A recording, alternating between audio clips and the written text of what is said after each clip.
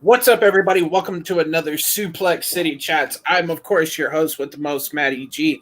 We're coming at you live from Isolation Station 1123. I am, of course, your host and probably biggest bullshitter tonight. But, of course, I would not be the same if I wasn't, around a group of people.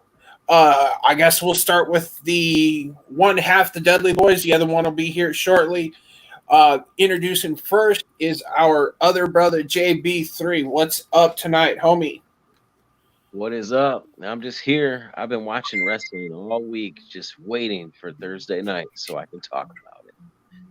Oh, I have absolutely no doubt. I guess we'll introduce, usually we know him as the Paynemaker, but with all things that have gone on lately, we've got to introduce ourselves to the Cassidy Mark himself. What's up, brother? Too sweet.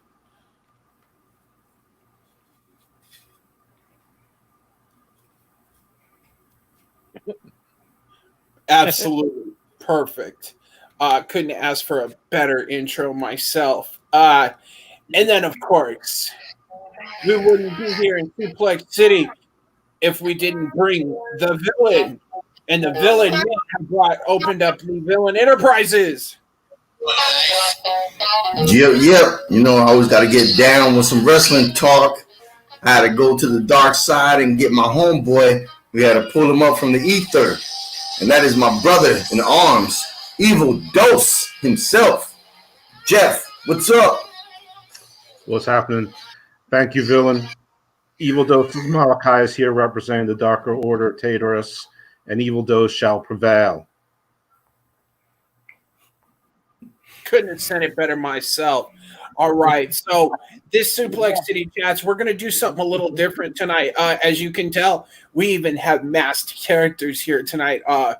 Big surprise for normally. Our Dudley boy, I'm sure, will be here shortly. But the villain brought up an interesting point this week that it takes us fucking forever to go through everything. So I asked everybody to kind of pick something that they wanted to discuss, and we'll cherry pick it.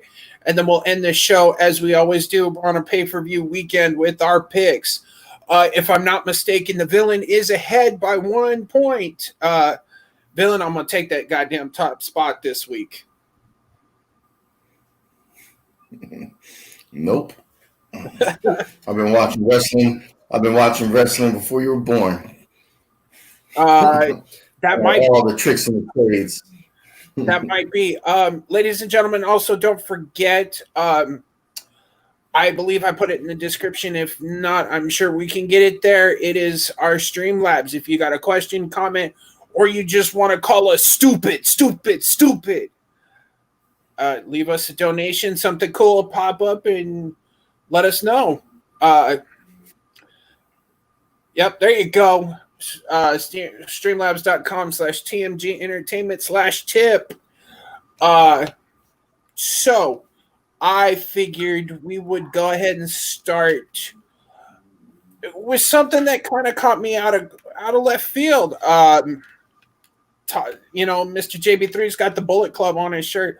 So why don't we drop into New Japan Pro Wrestling and Evil winning, not only beating Okada and winning the New Japan Cup, but taking over the leader of the Bullet Club and winning both the IWGP Heavyweight and Intercontinental title. I kind of like this move because, in my opinion, Evil's kind of an underrated wrestler. Like, he's really good. Villain, what you got? I know you got thoughts on this. Oh, hell yeah. I thought you were going to go to JB3 first since he brought it up, but I'm going to talk my shit because I love New Japan Wrestling. I'm so excited to see them back. They had a nice crowd, a live crowd, and they're just so fucking cultured over there where they just asked the crowd not to cheer, because they didn't want germs to spread. So everything was silent. But over there, it works. And yeah, I was surprised, man. This came out of left field. I think with the whole COVID thing, maybe they had to change some plans. because I don't think anybody was picking Evil to win that title this year, 2020. And, you know, I always kind of thought of him as like a tag team guy, mid-card guy. You know, a lot of guys in New Japan could go, but they just don't pull the trigger on them. So for him, you know, to beat Okada, that was extremely surprising, you know. And then for him, you know, to face his good buddy, you know, from Los Ingobernables de Japón, you know, he faced the leader, the mentor of that group, and turned on him and beat him. Yo, that was, I mean, he turned on him before that, you know, so that was shocking. You know, when he went to put the fist bump, he put up the too sweet. And, you know, the only thing that sucked was kind of, they didn't have like any real Bullet Club members there because everybody's away, you know, isolated and stuff. So you didn't really see like a lot of the good Bullet Club members, you know, but still it was shocking turn. And for him to win both belts, man, I was like, whoa, they really just put Evil up, man. He's been there a long time. You know, he's paid his dues. He deserves it. So I'm proud of him. You know, I just hope that he could have some banger matches moving forward, you know, especially once everything starts getting back how it's supposed to be in Japan. They'll start bringing in the other Bullet Club members, you know, so we can see the chemistry with him and Switchblade, him and Topa Tonga. I can't wait to see my boy Kenta back in the building, you know, so it's going to be, well, shit, Kenta. Wait, that's his name, right? Yeah. Yeah. So, yeah, I was trying to figure out if I was using his WWE slave name, you know, but I had it correct. It was Kenta, yeah. So I can't wait for, you know, all of them to come back and just really rip shit up, man, you know, because, you know, the Ingobernables de Japón, you know, they're going to have to unite and come back strong, you know, if they're going to face the Bullet Club. So I can't wait to see these two factions, you know, go at it. Yeah, I personally think the idea is interesting. A lot of people are upset about it. A lot of people say, but you want to know something? You think about this. You think about New Japan for the past 5, 6, 7 years. You had a few of the things that never changed. Okada being one of the top guys, Tanahashi being the older top guy, maybe the John Cena to Okada's Roman Reigns, if you will, even though Okada's 14,000 times better. I love Roman, but that's a whole nother story. But you got the two that they keep on top, then you got the one they shit on, like Naito, and then they got their Gaijin. That's their top 4 for the past 5 years. It's always been that way. The high mid-carders, the guys who busted ass, they kept Ishii. Like, where was, you know, Suzuki?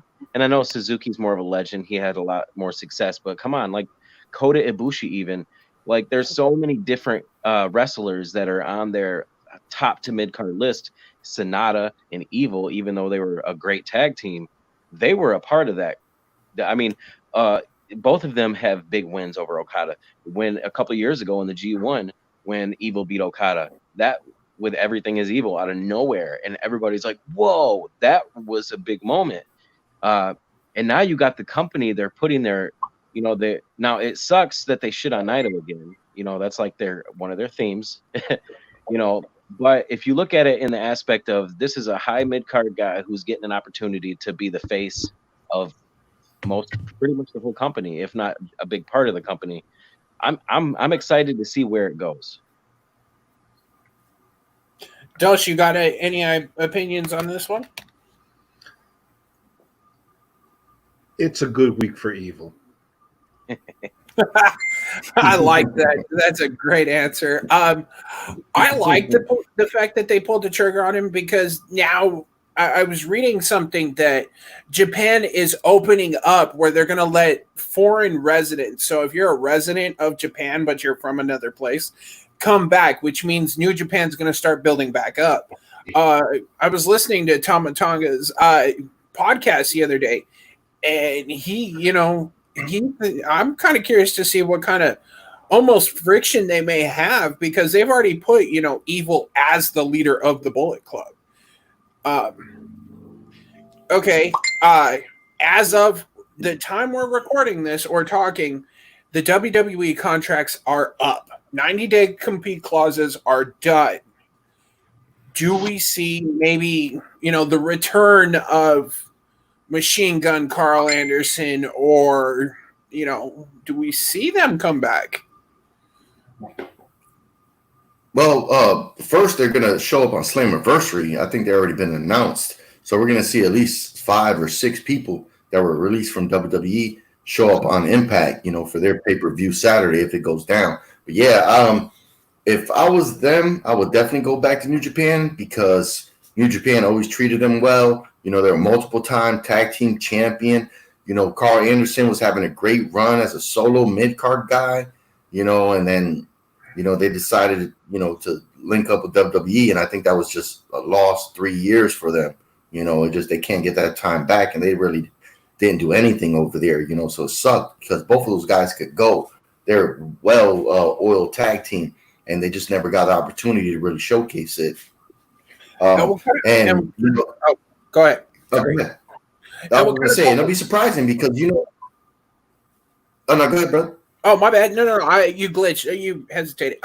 What I was going to say is it's kind of sad that they tried to reform something like Bullet Club in WWE, and it just fucking fell flat on its face. And it's like, you've got the guys to do it. You've got, Finn Balor, who was Prince Devitt in WWE, who founded Bullet Club. You've got, Machine Gun. You've got, Luke Gallows. You had AJ Styles. You could have had this just multiple person faction that could have ran through all 3 shows, but they tried to pull the trigger on it and it missed. Yeah, bring him in with no name, no type of story. The club sounded stupid, and then they just dropped it, man. But there might be some cruiserweights or junior guys going to New Japan because they always like to do their tournaments, so that'd be exciting to see which maybe. Which kaiju or not kaiju? Yeah, is it called kaiju? No, Gaijin. Gaijin. Yeah, we might see some Gaijin show up, former WWE stars. So I'm excited to see who shows up, in New Japan later this year. That's going to be fun to watch. All right, since we brought that up real quick, EC3, we all watched his promo here on the show. Do you think he shows up in Slammiversary or AEW first? So basically, I'm asking TNA or AEW first. He could show up in Impact first because they have that pay-per-view. But if he doesn't show up there, I would definitely love to see him, in AEW. So I think we pretty much hit. But I'm not the only one talking here. We got a full panel. This fucking asshole sleeping on the bottom. What the fuck's he doing over there? I think we should come the fuck out. I think that talking about people going to New Japan is extremely premature because there's no travel. The Good Brothers have signed with Impact, but they have a contract that specifically allows them to work for New Japan whenever that happens. So they didn't do that by accident. They know they have an invitation to be there. But I don't know what companies are going to be in a condition to hire anybody. And I don't know the different pay scales between most of the companies. I know basically what WWE pays. I know what NXT pays. And I know what the top people in AEW and the top people in New Japan make. As far as everyone else is concerned, I have no idea of what their pay scale is. And if it's realistic for a guy like Heath Slater, for example, to show up in NWA if it exists. And by the way, Billy Corgan said today, I'm not closing up. But I think EC3 is almost guaranteed to be at Slammiversary if that show goes on. I think he probably wins the title. I think they want to bring him back, rehabilitate him immediately, and have a guy that everyone sort of feels got no chance, got no shot. But in typical privity of TNA fashion, Impact also teased Rockstar Spud, who re-signed with NXT about a day later. They teased Rusev, who has COVID, so obviously isn't going anywhere. So who knows who's actually showing up, which is actually sort of interesting, because if you just figured all of those guys are showing up there, it's dull. But one last thing, and then I'm going to kick it to whoever wants to go, because I've been overstaying my welcome. But the question with Slammiversary is, are these guys coming just for Slammiversary or a couple story arc, or are they signing long-term? And there's a big difference between those things. So who knows? There's a lot to wait and see. I was disappointed that nobody showed up at AEW Fight for the Fallen last night. I thought for sure somebody was going to make a debut or show up on the big screen or something to make a splash, to do some sort of cliffhanger. So, evil out for this segment. Ooh. Anybody else got anything they want to hit on this? I just want to say I agree with that. I think with anything, it's going to be someone to show up. They're going to look for. They're trying to get some pop. They're trying to pop it. They're trying to pop it from the beginning when they announced it. They were trying to pop something, So, whether or not it's someone coming in permanently or part time. I mean, they could literally get, EC3 to come in for a month, and then have him feud and then leave. They could do whatever they want, really. To be honest with you, if I think anybody's going to show up to Slammiversary, I really want to see Bully Ray. I was going to say that same exact thing. I would love to see even just kind of a reboot of Aces and Spades. It doesn't have to be exactly them, but something similar. And I want Moose to be in the match, and I want him to bring the TNA Heavyweight Championship, and I want them to start recognizing that as their new World Heavyweight Championship. I'm sorry, but the whole deal with Tessa, just kind of that Impact World title, and I'm not talking about her winning it. Her winning it was fine, but what happened with her after, like with her leaving the company, it's just kind of like, I don't know. I feel like they were forced to put that belt on Moose and call it the TNA World Heavyweight Championship for a reason. If they're forced to do that, they got to make a big story out of it. It can become something better. And imagine Bully Ray coming, Bully Ray versus Moose or something for that belt. There's so many places you could go. Well, it's funny you said that because Moose does have an open challenge for that at Slammiversary.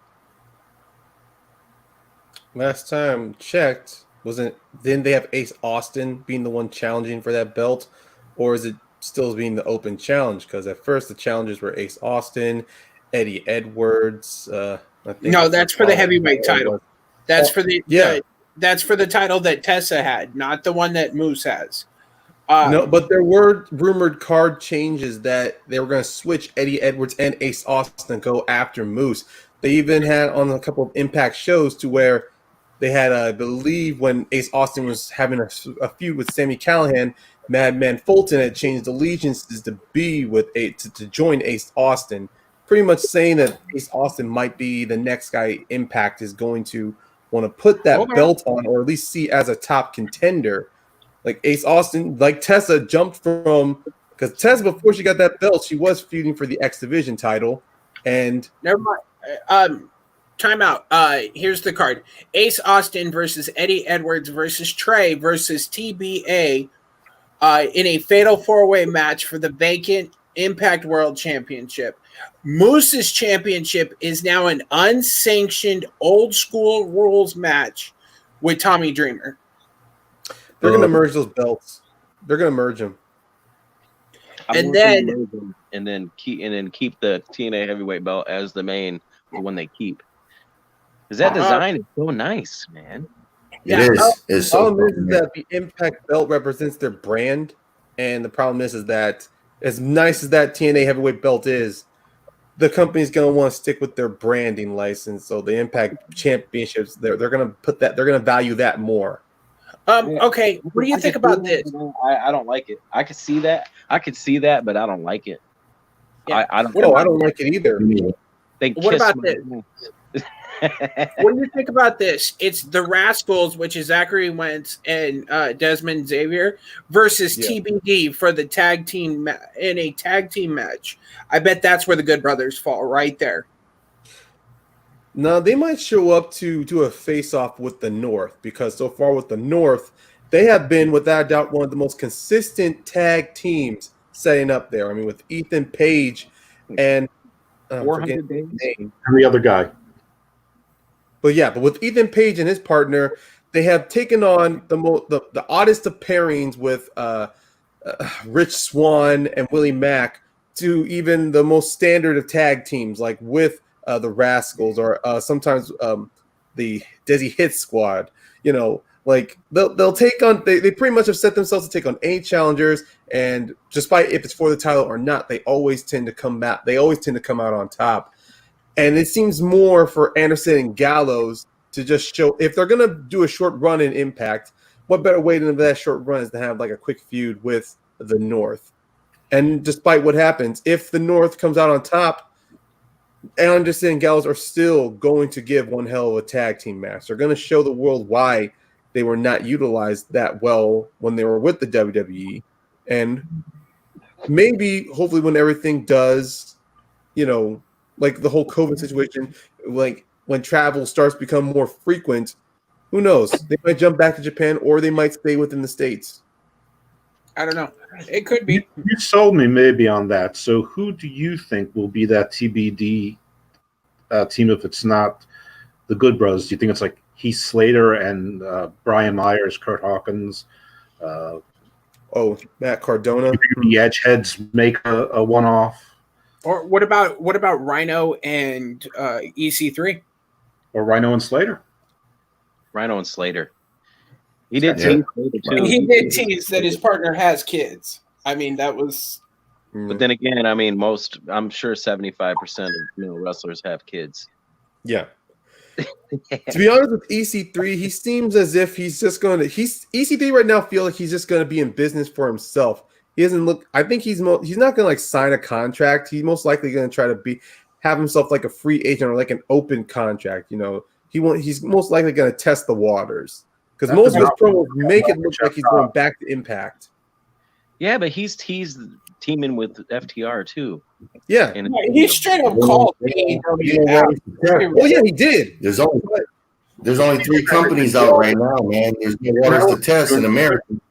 There's literally only Impact, AEW, and WWE, man. There's nothing else going on. Ring of Honor is definitely not doing great, but they did at least release a few shows before COVID hit them too hard. Yeah, and now now look what they're doing. They're basically doing clip shows. Yeah. All right, so let's move on to something that Evil Dose wanted to bring up. What's your hidden gems and surprises of the week? Okay, so hidden gems. Last night, I thought I do not like Cameron Grimes, but the Cameron Grimes Damian Priest match was a good match. Timothy Thatcher, I know he fought nobody, but he was damn solid in that match as well. So those are my 2 hidden gems on that show. I thought that. Oh, someone want to chime in? JB3? I just want to comment on what you just said about that match. Timothy Thatcher he made that guy look really, really good. Yeah. I just wanted to throw that in that into your thing real quick. Sorry. Yeah, and that was a good match. Like it was unexpected. Yeah, I mean his match with Matt Riddle, where Riddle put him over, that scaffold cage match thing, that was amazing. And I wasn't a Thatcher guy then, and I wasn't a Riddle guy then either. But that match, that was amazing. That was, that was a lot of fun. Okay, Raw was 1/3 abysmal, but there were some things there. So I like this MVP and Lashley pairing. I like what sort of might be happening with Apollo Crews, might be happening with Cedric. I'm sort of hoping that there's a swerve and Ricochet actually turns on Cedric instead, because I think Lashley and Ricochet would be power and glory exponentially 10 times up. But the villain will tell you I've been fantasizing about a new Nation of Domination for years. So this is sort of a recurring thing of mine. I dig that 100%. Thank you, sir. Yeah, the only reason I could kind of get on board on that too, because if you notice, man, it's so weird. Like when you watch Raw, it's like, and this is on some real shit. I'm a straight drop facts. I'm never gonna sugarcoat shit. When you watch Raw, it's like, okay, you got these 2 wrestlers fighting these 2, and then it's like, nope, all our darker wrestlers are all together in one segment. They're fighting each other, black on black crime. You don't see them fighting any white dudes. The last month they're always fighting each other, man. It's like they're all like literally all aware of that. Hey, they do it with Hispanics too. Mm-hmm. Yeah. They do. These are facts. They added Aleister Black in there because he's married to Selena Vegas, so he's over there with the Hispanics fighting, and then they had like Seth Rollins and our Australian boys, so it's kind of more international now. But but before, they had all the Hispanics separated, they had the blacks separated, and then every other match is like just regular dudes wrestling, So it's like. Put that shit in a blender, man, and mix it up because Lashley should be able to kill him more people, man. That section. So I got to tell you, I mean, I like the Garza and Andrade keep winning, even though they're teasing the dissension, and I want them to drop the dissension thing. I want them to be like the Bar and unite because they have some teams there. WWE doesn't commit to tag team wrestling, but this would be a nice time to do it, and it's working for AEW. And before ROH killed itself, if you actually look at the ROH roster and their tag teams, they had an extremely deep tag team division, a very strong one. Moving on to SmackDown, the gem was the end. There were no gems. That was the worst wrestling show I may have ever seen in my life, certainly in the modern era. It was It was atrocious. It was bad. That's it. I have nothing good to say. Full stop. Atrocious. Not the best, honestly. Yeah. It was sad is, they took they've been building their women's division and they just knocked it back 20 years. Mm-hmm. With that one segment. It's like, why the fuck would you do that? Who wrote that shit? Facts. And why does Dana Brooke only have one outfit? Saying. I don't know. That's what I don't get. It's like she has money. Get a new fucking outfit. Like that shit ain't working. It's not even getting new gear. Every 5 outfits, black something different. Someone wrote that. At least we cycle 5 outfits. Yes. I gotta say this real quick. That wrote that? I agree wholeheartedly. Has anybody been watching Being the Elite in the past couple weeks? Yes. Okay, so this is what I want to happen. I want someone to walk over and ask who wrote this. Who wrote this stupid karaoke segment? And when the motherfucker that said, I did, I want them to say, grab a stack of papers and hit yourself over the head with them as hard as you can. Because you're a dumb fuck.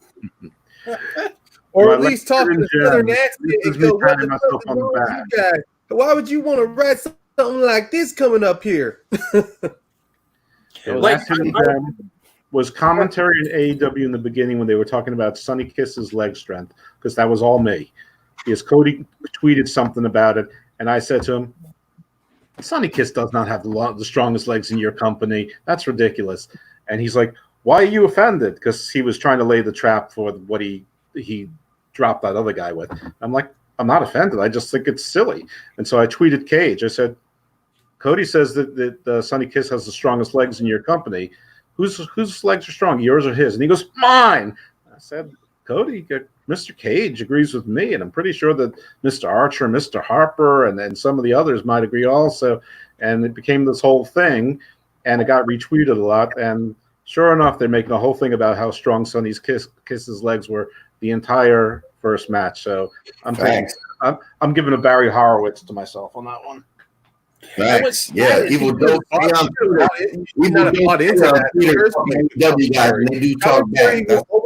something to get the wrestler over. And as much as saying Kiss, he had one of his best matches in AEW. That whole he has the strongest legs comment, it just went right over my head. I paid no attention to it, gave no focus to it. I just focused on the match in general. And if It's like a swing and a miss. They try to throw something that sticks, and sometimes it works, and sometimes it doesn't. The whole thing was to make Cody act like a heel. Sonny Kiss was just there to get some time and I guess add a little, something to the mix. But I didn't think it was a very good match. I think Sonny Kiss has an interesting moveset. I just don't think he hits. I'm gonna jump in. I'm sorry, real quick. I'll take 2 sentences. I think the Sonny Kiss can wrestle. I just like watching Sonny wrestling tag matches better. I like that. I like Sonny getting a hot tag. That works. Mm-hmm. I like what Sonny and Janela's been doing. Singles, I agree. What's the best? Yeah, this was weird. I don't know why they did. And it seems like it's always the Cody Rhodes matches that they got to find something for the other guy, and they got to make like oh, he's got the strongest legs. It's like he does a split, maybe off the top rope. So yeah, maybe his legs are strong. I would say more durable, since he's not like pulling a hamstring or ripping a tear of muscle when he comes off the top rope and does a split. That's impressive. But when you have to give the guy some shit like, oh, he's got the strongest legs in the business, this is what I'm fighting next week. It's like, dude, that shit don't fucking matter. It's like that don't make no damn sense. Like, when have you ever brought up in the last year somebody's strong legs? Like, that's oh man, like that's gonna fucking matter in the match. And the match itself was subpar. I like Sonny Kiss's moveset, but he has a unique moveset, but I think he should incorporate some more regular wrestling, body slams, back breakers, some shit, because the first a little bit of the match was kind of a little sloppy, and then they kind of worked it in. And I like the Cody teasing the heel, like really getting upset and looking mean. So we had a couple guys like looking like they're turning heel this week on Impact. So that's a little nuggets they gave us. We got to see where it goes. Maybe, the 4 Horsemen stuff, we've talked about it a lot privately. I voiced my opinion that maybe they're going to have 2 different horsemen, a good horseman and a bad horseman team. And we just got to see where people like fall in line, But the match, it was okay, but, it was a lot of hype, for a match that wasn't, not even 5, it was not a 3-star match. So, but the good thing about it, in my opinion, was it was a good opening match. Kind of wet your whistle. Because I think if they'd have put any of the tag matches there, or even the cage Mox match there, that match would have gotten lost in the mix. It was a good starter match. Kind of hyped the crowd up a little bit. We saw the split, the kind of shit that down between Arn and Cody. I really got a kick out of that. I wholeheartedly agree. He works better. Sonny Kiss works better with Joey in a tag team where their movesets, because Joey's the kind of hard hitting death match, gritty kind of mock style wrestler, and Sonny's this kind of floaty off the top rope kind of wrestler. So they kind of pair. But when Sonny's by himself, it like you said, didn't really land. The problem is that with Sonny, they spent a lot of time investing him with Janela on Dark with some skits.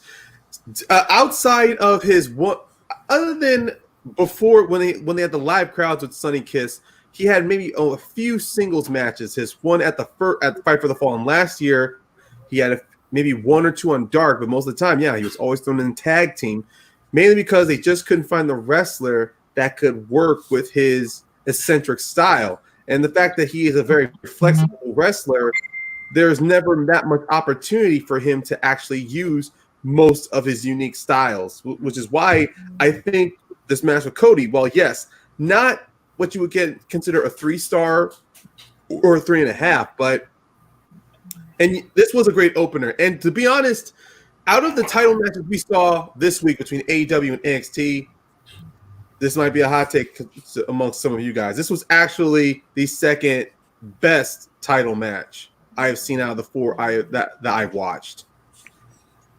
I agree. I just want to say one more thing before we go, because like I agree. You bring up great points, Cassidy Mark. That we always see Sonny Kiss in a tag team or a 6 people match or 8 people match. Never really singles matches. And why wasn't George Janelli out there with him? He should have came out there. Fist bumped him, gave him a hug, and maybe walked to the back.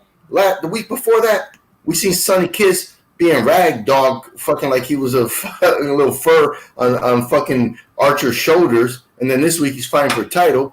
Instead of being the strongest legs in the business, they should have went the route and said the greatest ass in the business. And they could have just been showing pictures of his ass. And then maybe they did like, maybe that would have made that leg strap comment even better, though, saying he has the best ass. Yeah, because they could have had a segment where like Brandy was just getting some coffee, and they show like her butt, and then you see someone walking with a bigger butt, and they come up, and it's Sonny Kiss, and they would be like, yeah, everybody would be like, fuck yeah, shake that ass, but we didn't get it.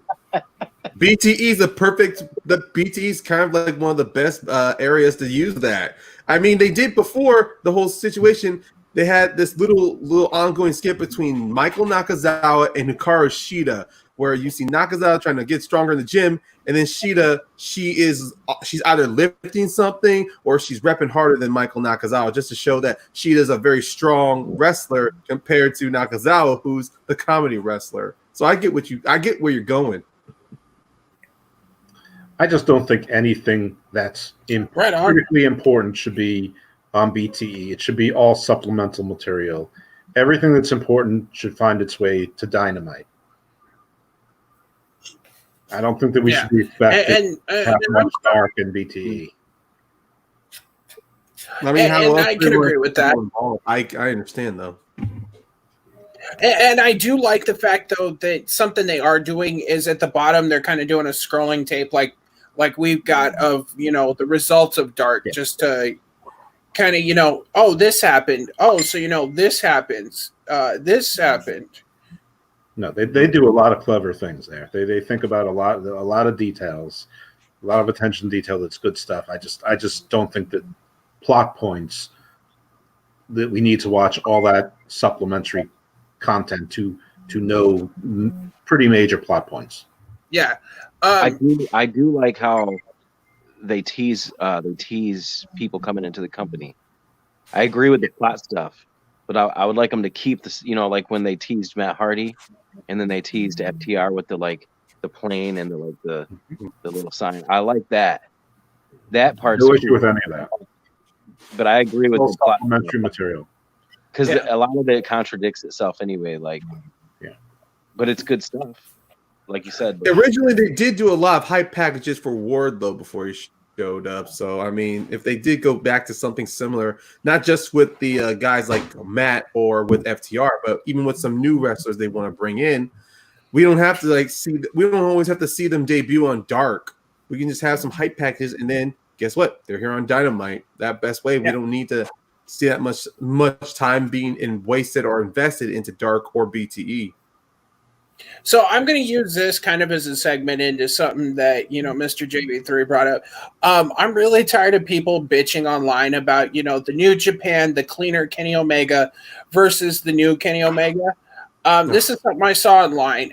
Basically what it is, it's a split of what he's done in AEW versus New Japan in 2018.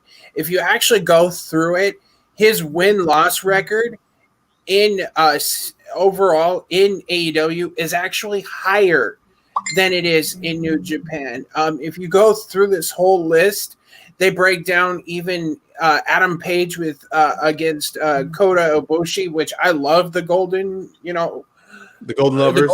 The Golden Lovers. I like that. So I just, if you're a fan of statistics and numbers, and you're tired of hearing the people complain about it, I really recommend somebody looking up that little graphic. It's real small. It's all over the internet, but it does bring me into something that Mr. Dudley himself wants to bring up, and that's FTR, Bucks, Omega, and Page. I will talk about that, but I gotta kind of rebuttal what you just said for a little bit. I gotta play the advocate, because yes, what you brought up is true, but I don't think that's exactly what everybody is getting at.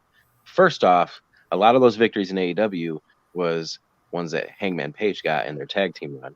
Just got to throw that out. Well, and if you look in that picture, though, they do break it down. That's fine. But two, I don't think it was wins and losses that they were talking about. I think it was attitude and presentation. He was coming off as some veteran wrestler that kind of lost it. And what people miss is the mean streak. They got it in the unsanctioned match with John Moxley. That's it, though. You know what I'm saying? Then he's just playing tag team. So that's what I think people are really getting at. It's not necessarily a win or a loss thing. I think it's just a character-based thing. Like, they want that character back, that mean streak, that 2016, 2017 Kenny Omega with the leather jacket and the fucking glasses and the fucking toothpick and the fucking hair extensions, fucking ropes and And you know what I'm saying? The mean mugging face, like the one who turned his back and beat the fucking dog shit out of AJ Styles and took over the Bullet Club. The time that someone really took over the Bullet Club and was like, fuck you, buddy. That is, I think, what they really, really, really want. And we might get it. Now, my question is, All right, we're on that topic. Do you think we're getting to that point? Because that beat down of Marco Stunt last night was absolutely out of left field. Like, you didn't see it coming. He just turned that lip up like he did and just pummeled the fuck out of him. And then sat in that corner with that same mug you were just talking about. He had that same mug. all right, I'm jumping in. Tag me in. I'm jumping. I will predict what I think is going to happen after Villain talks. Yeah, I just want to get back to the statistics of the picture you posed. A lot of people, they're saying, oh, he might not have enough wins or enough this and that. But the fact of the matter is definitely what JB3 was saying. It's the character. That's what's off about him in AEW. He's playing a face, and I understand why he's doing it, because once AEW started, they already had Jericho as a heel. He was going to be the top heel. Then you had Pac as the next top heel, because Pac was supposed to go against a babyface Hangman Page. So you're at 2 top heels.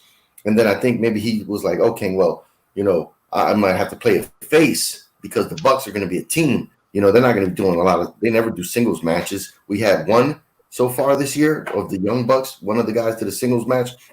So he was like, I got to be a face, because I'm the most well-known face, and Cody had to be the face. So I think that's what it was. But once he goes back to the cleaner, and he does, when, he takes the fucking jacket out the closet, bring it to get a shine, put his glasses on, then you were going to see him, and then people are going to have to, align with him, or they're going to be in his way, because he ain't going to play that shit when he turns heel. And that's what we're missing, because right now, you never really hear him talk either. You don't hear him talk.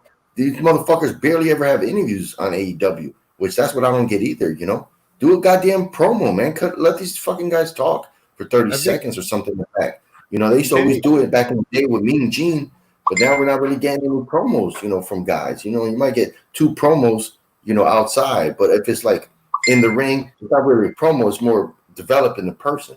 So that's my 2 cents on the whole Kenny thing. But I know these 2 other guys want to talk, and we still got to get to this match. So go ahead, brothers. I'm gonna fill the cup. I'm gonna fill the evil cup.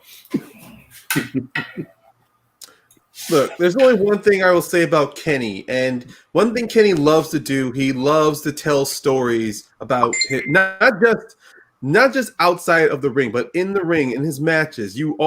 He's always playing an angle. He's always trying to tell a story on where his character or where his mood is going. It was clear about that in New Japan. It's one of the reasons why the Cleaner was such a great character. Either it went from him being as a young lion to the Golden Lovers, to joining the Bullet Club, to taking over as its leader, to struggling as its leader, to the Bullet Club breakup, that little civil war with him and Cody, to becoming champion, then with Tama Tonga, Bad Luck Fale, and so many others breaking away to form their own Bullet Club squad. Kenny likes to tell stories. And one thing I am noticing with Kenny, we're not getting the Cleaner from Japan. No, this is going to be a different version that Kenny is going to give everybody in the States. And it's pretty much showing that with his relationship with Hangman.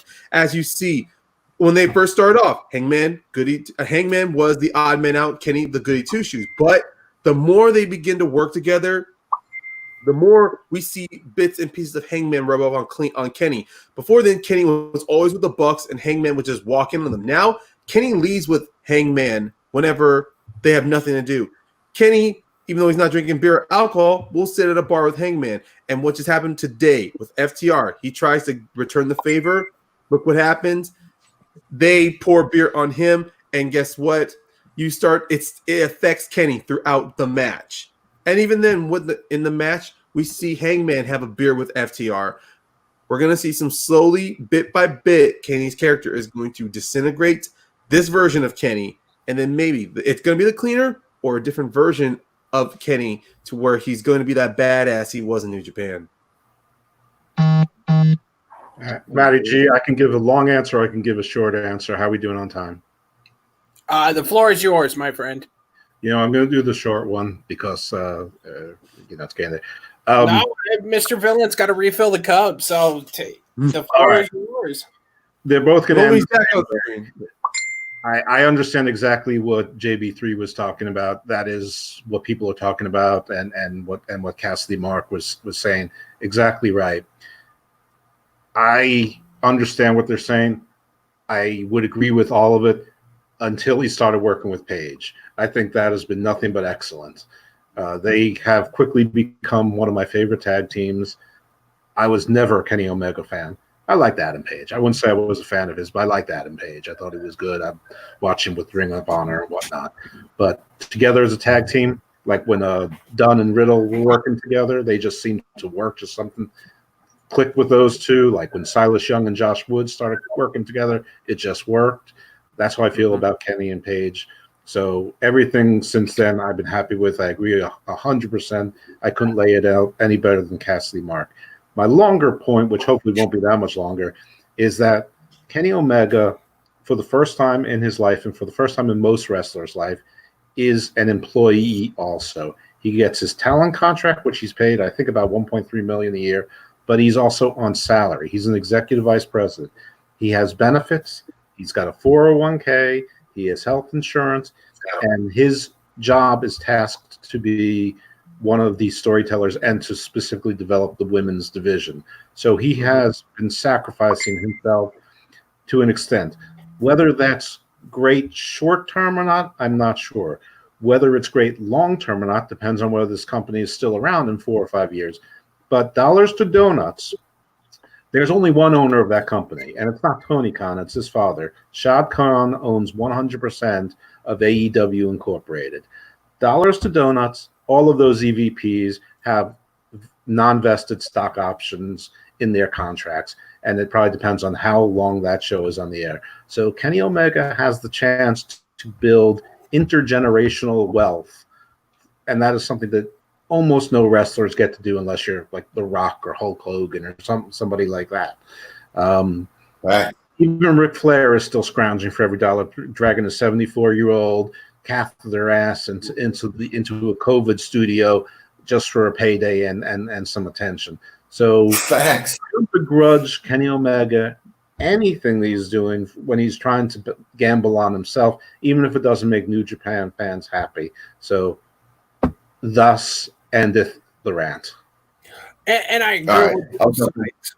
I agree with both sides. I'd like to see the grimy, dirty, I'm going to run your ass over, Kenny Omega, but I kind of like this kind of tweener, kind of in between. I can play heel if I need to. I can be a pretty boy face if I have to. I kind of like this character. I'm going to jump in and talk about the segment that we were all going to talk about. I know JV3 did. We're talking about FTR, the Bucks, Omega, Page. This was a lot of shit to digest, because we seen a match, take place, and then we seen a lot of shit after the match, So I'm going to just talk about the ending of the match because we got to give FTR and the Lucha Brothers some props. This was a fucking hell of a match. And then, you had Butcher and the Blade out there. They get super kicked.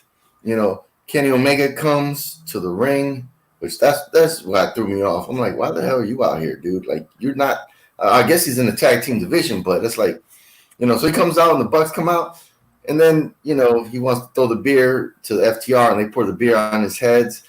And after that, the segment just looked at it wasn't visually or aesthetically pleasing, because when you're watching it, it's like he's kind of like, oh shit, man, these guys just pissed beer on me, on my head. And then the FTR doesn't really run out the ring. They're like just kind of moving back. It take them a lot longer than you expect to like leave the ring. The Bucks are kind of just chilling like, oh, no. And then Kenny Omega doesn't do shit to these guys. He just like, and he even runs up there at the end. One guy was leaving on the left side of the the ring post. He just kind of like runs up like, and it's like, dude, these guys fucking poured beer on you, and then that's all we get. So it was kind of like, I think it hit his mark, in my opinion, when I watched it. Missed its mark, I should say. It missed its mark for me. Yeah, I could. Okay. And I kind of agree. If Kenny was going to go heel, maybe he should have just bombed the shit out of all of them. And then he just kind of sits in the. I don't know. Maybe you're right. I enjoyed it when I watched it because you saw the glimmer of what people want. Maybe you're right. I'm gonna have to go back and rewatch that whole thing. It's like I was Yeah, saying because think about it. earlier, it's storytelling. Even the end He's through his time in New Japan, Kenny has become a man who loves the long form storytelling and loves the idea of storytelling through psychology in the ring.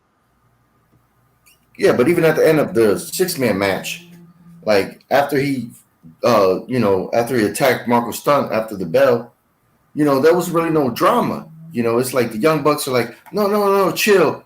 And Jungle Boy and Luchasaurus are just like, oh, it's good. We're not going to, react when you just beat the shit out of our boy after the bell. Like, what was that? What was that? It just kind of like left, not even on a cliffhanger. It just ended where they're just like looking at each other. And even like Kenny goes up and nobody it was like, oh, they should have been physical. Like both of those endings should have had some physicality to them. And they didn't. So I was kind of like, what the hell? Like, it's most likely going to reverberate to Dynamite next week. Kenny's going to face somebody from the Jurassic Express. Like that. I mean, it's one of the criticisms that Evil Dose has brought up very well when it comes with some of the storytelling being told on Dark and BTE. Sometimes it's not needed.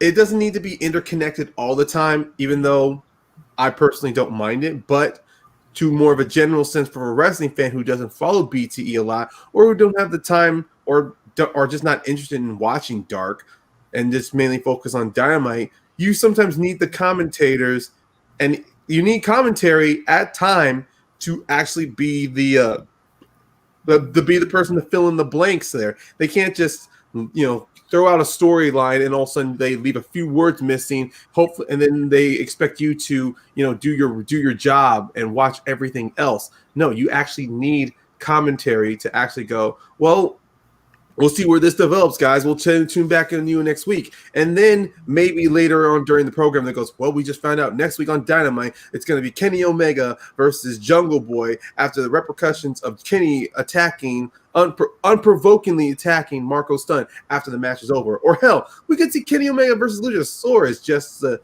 for Luchasaurus, because in most of with Jurassic Express, Luchasaurus has always been the one who's been more of the protective person of the group. Not protected, but he's always protective of his stablemates. So it would make more sense if there was a potential fallout from this, we'd see Luchasaurus challenge Omega. And to answer your comment, next week, Chris Jericho and Jake Hager are tagging against Luchasaurus and Jungle Boy. Just to throw that out there. That's a downside, but that doesn't make sense. Should be Kenny against Lucha. And what's even weirder is we've got next week the Bucks taking on Butcher and the Blade in a Falls Count Anywhere match. Where did that come from? Like, I would have thought though that they would have built that up. Maybe make that a pay-per-view match where they build that up for something, not something that's been going on for 3 or 4 weeks. You're right. Yeah, you're right. But the match itself, the actual match itself was great. I just want to say you can't start the first match as a stipulation match that hard. It should be. It has to build to that.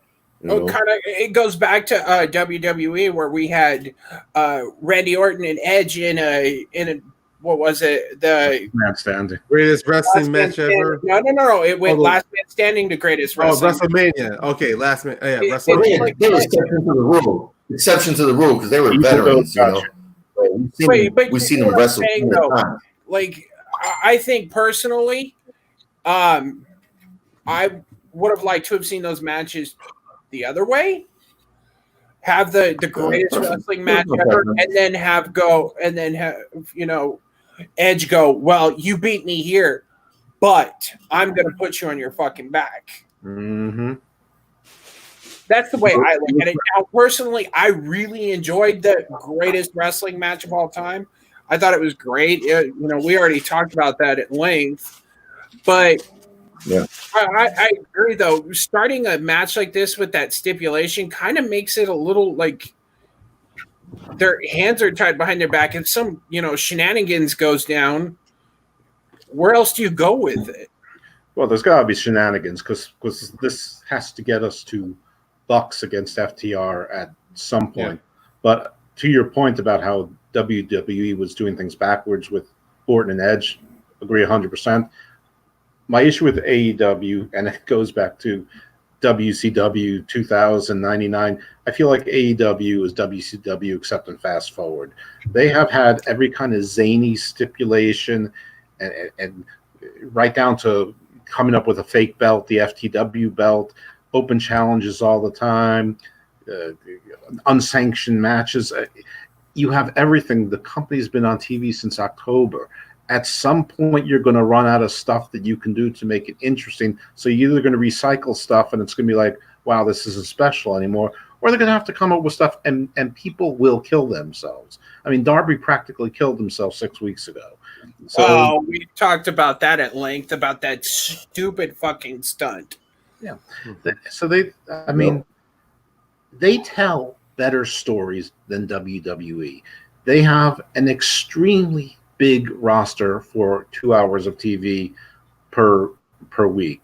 They don't need to do all of these gimmicks. They're doing just fine without it. It's the stories, not the gimmicks. And save the gimmicks for your pay-per-views, because unlike WWE, they need to sell pay-per-views. So that is, if I had a couple pieces of advice for AEW, that would be the one I would share with them first. The other we can say for another day because it's not important. And some of their stipulation matches, though, I've really enjoyed. Like the unsanctioned match between Mox and Omega was fantastic, and it was perfect for where it was. The build up to it was great. The way they built that storyline was fantastic. So maybe easing up on all the stipulation matches, make this one next week just a straight up fight. Make it, just a straight up tag match. Have shenanigans or something, anything. Yeah, have it, just a regular, tag match. Maybe have, the Lucha Brothers run in and, clock Omega or Page, hit him with a low blow. Kind of one of the ideas of this whole. I think that's probably what I'm thinking of this Falls Counts Anywhere with the Bucks and Butcher and the Blade. That with this Falls Count Anywhere, it's pretty much open to having almost any wrestler get involved, pretty much within the tag areas, because Lucha Brothers are feuding, because Lucha Brothers have gotten themselves involved, FTR is involved, and by extension, Hangman and Kenny. So I'm pretty sure this is not going to be like a half-hour kind of match. It's most likely going to be like one of those simple little. It starts off and it's going to be picture-in-picture throughout the match, and then it's going to cut back. Then we're going to see like. I'm gonna probably do a quick bit of fancy booking right now, and it's this. It's gonna start off Butcher Blade, Bucks, normal in-ring match. Then later on, it's gonna lead to the outside, cut to commercial, picture-in-picture. Then when it comes back, they're gonna do something big, and then we're gonna see the Lucha Brothers get involved. Then comes out FTR, or maybe just Hangman or Kenny just to back them, and then we'll just see FTR on the sidelines watching everything, and then maybe when the Butcher and Blade provokes them, they get involved to where we're going to see a big plancha, or we're going to get another situation where a Canadian destroyer is done on 8 to 6 guys. All right, I can tell you what this we can talk about. This is not going to be a fantasy booking.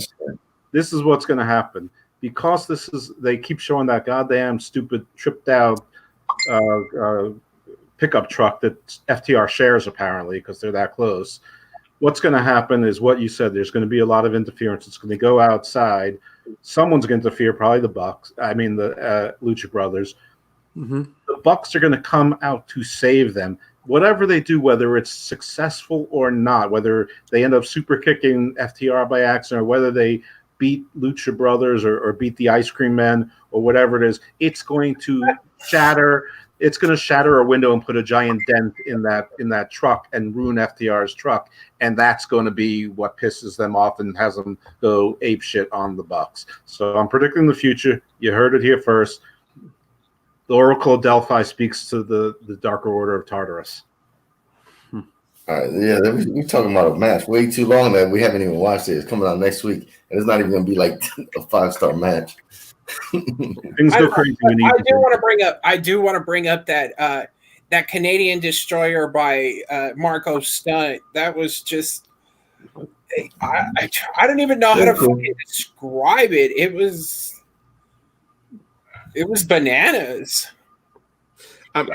It's one of those rare situations where someone of Marco Stunt's size can pull off a stunt like that. I mean, as much as I love Ray Phoenix, though, Ray Phoenix at times he can get so much height to where sometimes a Canadian Destroyer like that can look very nasty. But because of Marco Stunt, because of his size, he at least can have the agility to make it work. It was a great spot, really good spot in that match. And it's definitely prime on him. So I do like the fact, though, that we saw, Omega sitting at the bar, kind of kick back, doing his own thing. And then FTR just walk in and he just hands Hangman. You mean Hangman? Hangman. I'm sorry. Hangman's just sitting in the back, hanging out, doing his thing, having a drink, like he normally does, because that's cowboy shit right there. You can't be a cowboy if you don't sit in the bar and drink whiskey. And then FTR just shows up and he just kind of hands him the bottle. It's kind of like, well, I wonder where this is going to go because of, I think it's I don't want to talk too much about it, but I think it's cool, man, planting seeds. Like I said, I'm hoping that when it comes time, when they reveal one horseman team, we're going to get a second horseman team, good and evil. So I think they're planting seeds. We'll see. Yep. That's what my payoff is. And then the last thing I want to talk about before we go to our predictions was the main event, the title match between Mox and Cage. I like the fact that they brought up at the beginning of this, and so forth, his, Cage's surgically repaired arm and the fact that he had to sit out for so long out of AEW because he was rehabbing, and the fact that it shows that Mox knows his MMA. I hated everything about this match. I would have appreciated exactly what you mentioned had they mentioned it at any time in the past 5 or 6 weeks since he's been there. But it's all been monster machine, smash, smash, smash, beating everyone. No one can stop him. I mean, if he teased it, it's like they came up with it. And the only thing I could figure, I saw Taz with the towel. I'm like, oh, no, he's not going to do that. So the only thing I was figuring is, wow, Darby's really out. He's not going to come and screw the matchup, which is what I thought was going to happen. But Darby did come out at the end, not to screw the matchup, but he was well enough to come out. So I don't know. I just don't like the pattern. You build up Archer as a monster, loses his match. You build up Brody Lee as this exalted one of the flawed and lesser Dark Order. And you give him this big match, he loses it, and all of a sudden he's recruiting Colt Cabana. Come on, Colt Cabana sold me this T-shirt for God's sake. And now you got Cage in, and they protected him by throwing the towel. Come on, the hold wasn't even on that long. He wasn't even selling like at least if he was going no and screaming in pain and going and like you said, like you hear Tess going, I hear it ripping, something. So, I hated it. I hated the end. I love Cage. I like Moxley. I know why people like Darby. I don't like him, but I know why people do. I get it. Hated it. Yep, I have to agree. I've been saying this for the longest time. Every time they have a big man and the first loss, it's always mind-boggling and frustrating as a fan when you bring these new big guys in. And in a month, they lose their first match, and they're going to just fall down the hill from there. Because Brody Lee, I said that shit last week, I think, and 2 weeks ago. I said that shit didn't impress me. Now he's Cabana. Evil Dose said this shit, same shit, and that's what I'm saying. So this match, the ending, like, I was like, you're doing the fucking towel, and then that just made no goddamn sense. Like he should have. If I was Taz, I would have just came in the ring and hit Moxley in the face with the belt, called the DQ, and then that's how you save. That's how you save my man. Because next time you see him come out with the FTW belt and defend it, he's gonna beat the shit out of somebody and look super strong. And you're gonna say, okay, maybe he's gonna have a couple matches, win, get some momentum, and then fight the champ for the second time. But no, they just killed that right now. They really killed that. Not even holding his arm after he recovered immediately. Yeah, like he just had the match the day before on Dark. He had the match on Dark and won against Brian Pillman Jr. So I'm like, okay, and then this match, and then he's like, and then Taz is like, and then even at that part, excusing the ending of that match, the whole ending of the story just sucked. All right, Darby Allin comes out, he jumped off the ropes, that was cool, and then you see Brian Cage outside the ring trying to come back. Taz is kind of in front of him. But then there's parts where he's like literally goes to and he just looks like a dumbass. Like you look like a fucking loser. You're out there outside the ring like, I kind of want to go back and beat him up, but no, Taz, so I can't. Like you big as shit. You should have savaged both of them after the match. Grab the chair. Like you just like I don't see how they're gonna recover from this with that dude because he's just big and strong, but it's like. Dude, you fucking just lost on some shit that was just stupid. And how does DQ, against Darby Allin, the future Golden Boy, the future face, if everyone else is turning heel? Yeah, and what they could have done is even had Brian Cage just start pushing everybody out of the way, start grabbing people and throwing them out of the way, just like Archer does coming out to the ring, where he grabs a random person, beats the shit out of them, and throws them out. Why couldn't he have done that? I completely agree with that. What they're doing is they're going off of the bullshit that they had planted before where Darby Allin has called out Brian Cage, which I don't really care to see. Brian Cage is a big son of a bitch, and Darby Allin looks like a piece of wood that he can just break. It doesn't add up to me. I wouldn't mind seeing the match. Now, if Ryan, I'm sure you got something to say, but I want to kind of push a little bit past just the match itself. Okay. Well, Ryan, do you have something you want to add? No, I mean, look, both of these guys make valid points, but since Villain and Evil Dos like to look at the negative, I'm looking at the positive of this whole thing. I said before in the past that Archer and Brody can recover from this. And as much as some people are going to disagree with this angle of him recruiting Colt Cabana, one of the things that Brody Lee's doing is that he's fitting into his character of being a leader. Maybe Colt Cabana is the one you're focusing on Dynamite, but on Dark, he's mainly been recruiting many of the new recruits they've brought in, like Alan Angel as number 5. Recently, on Dynamite, he just swooped up Anna Jay from one of the female divisions. So you see that Brody Lee, sure, he lost the title. He lost a shot at the title. That does not mean Brody Lee is done. And with Lance Archer, yes, they're doing the same thing what Haven was just describing. He loses a shot at the title. He's beating up some smaller guy, and then he's making his climb back. With Brian Cage, though, we can see a similar pattern here, but the difference is that with Cage, yes, they failed to build up the fact that he was rehabbing that arm of his. Or one of the biggest problems was that we didn't get enough promos from Mox to talk about how he might want to tear apart that arm, and then Taz reacts to it because what I came across on a video essay, or at least a video review of Fight for the Fallen, is that Brian Cage unfortunately falls as a in between because this is mostly a Mox and Taz feud, and Brian Cage is wrestling with regret. Yeah, wrestling with regret. Yeah, but at the same time, though, Brian Cage, as much as you want to see him dominate, we do need to at least show that there is not a weakness in him, but he has a weakness, and his weakness is Taz, unfortunately, as it has shown. Now, it wasn't executed perfectly. No, it was not. And the build-up was shaky, yes. But in order to implement or at least give way to the audience that Brian Cage can be beaten, not because the guy fighting him is a bigger badass, is because Taz, he's thinking as a manager, he wants to protect his investment. The fact that he threw in the towel, sure, it was not addressed tonight, but it will be addressed down the road to where Brian, he's going to ask Taz, why the fuck did you throw in that towel? And also, when it comes to AEW, the big men are not the only ones who have gotten shots to the title and then suffered from it.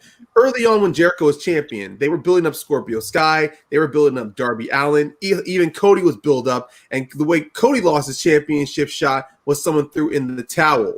And the same with Darby Allin. When he was given his shots at the title, he lost it, and then his momentum was stalled a little bit. That's one issue that AEW has had.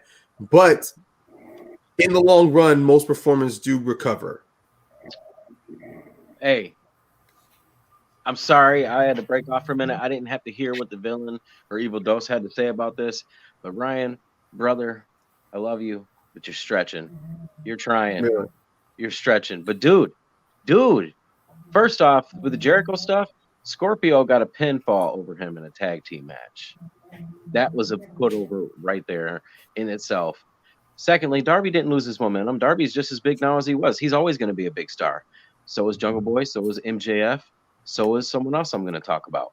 However, I got to say this. I've been gone for a little bit. I'm sorry I had to break off. This is my passionate topic right here. This is something that I'm pissed off about. This is something that I'm angry about because this match pissed me off, but not because it was a bad match. It's a fine match. I agree. I heard one thing Evil Dose said right as I was taking off. I heard him say something about MMA backgrounds. Why didn't they mention it? They should have mentioned it. There's a lot of missing things, but you want to know the biggest thing that's missing? It's the fact that ever since Jon Moxley won the AEW World Championship, he hasn't had a proper feud. He hasn't had not one proper feud. The first one was Hager, which again lost 2 title matches, buried. Brody Lee buried. Brian Cage he'll be buried too. He's gonna wrestle Darby Allin. Darby Allin's a big star, but dude, he's like it looks like I'm sorry, it looks like a dad wrestling his kid. That dude's like he's got to be like 150. You know, yeah, so, I don't see him way any more than that. It can be a match. It can be what it is. But the fact is that these big, huge monsters are coming in as heels and they're leaving.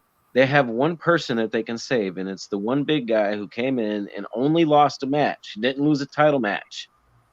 And it's the one guy they can save. And all they got to do is use a blood feud to make it happen. And they got a blood feud waiting. Now that they bullshitted their way out of this other fucking big monster who has to lose to Moxley, which, whatever. Make Moxley strong. He can use MMA. He can win matches. He can take people to deep waters. Whatever. I love Moxley. He's great. But you want to keep burying these monsters? There's one guy they can save. First off, Moxley's next blood feud has to be against MJF. There's no other question. No more questions now. MJF has to be that feud. And no matter how the feud goes down, no matter if MJF wins the title over him or he doesn't win the title over him, the biggest star that can be made out of this feud is Wardlow. They need him to go face. They need him to defeat MJF, like have a feud with MJF.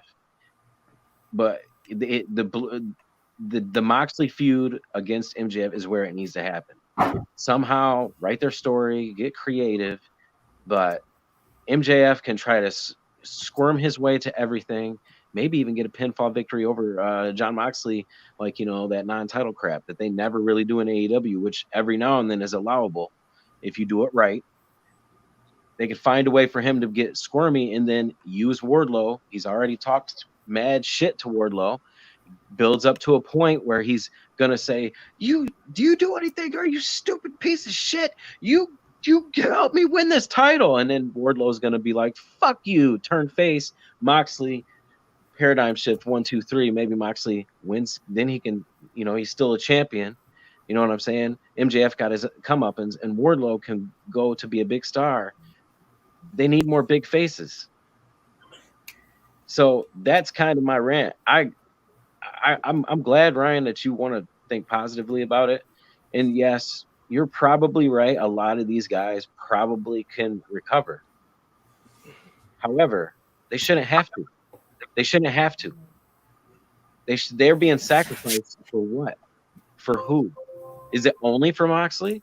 Is the only reason so Moxley can look like the biggest everything? Why? Moxley could have had a blood feud from the beginning. He's only defended the title. It's been against two monsters. I'm just saying. And I like that idea of it because we've already seen Wardlow can go. We've already seen that. And if you look at the rankings, which AEW, says that they're due, now that they've knocked off Brian Cage, next up to the bat would be MJ. You and I, JB3, were talking about this today. He's up next. He should be up next. And, let's do a straight up proper face versus heel just match. Let them go, get bloody if they have to and just go. I like that idea. Yeah, and MJF can do a bunch of nasty stuff. He can probably say like Renee's name or something. MJF is disgusting, heel, dirty. Maybe he'll wear a shirt that's, whatever. Like he wore a shirt that said "I banged DDP's daughter." Like, I want to smack that dude just because he's a dick. They can do so much. He'll do it. He'll do. The way and there's even a way that they could do that match and have both of them, MJF and Mox, continue this feud. Let's say they have a match. Let's say on Dynamite or whatever. Have MJF clock Mox with the ring and have the ref catch it. Have him. Because most of the time they flip that and just plop him. And then he tosses it back to Wardlow, and it's done. Have the ref catch this one. And while Mox is on the ground, he can, blade himself because we've already seen Mox is not afraid to blade himself. And just get up, covered in blood. And, maybe a week or so down the road, have Mox show up. He's got a big old Band-Aid or something. And then go, if we're going to do this again, we're going to do this and add some crazy stipulation to it, first blood or something, and then have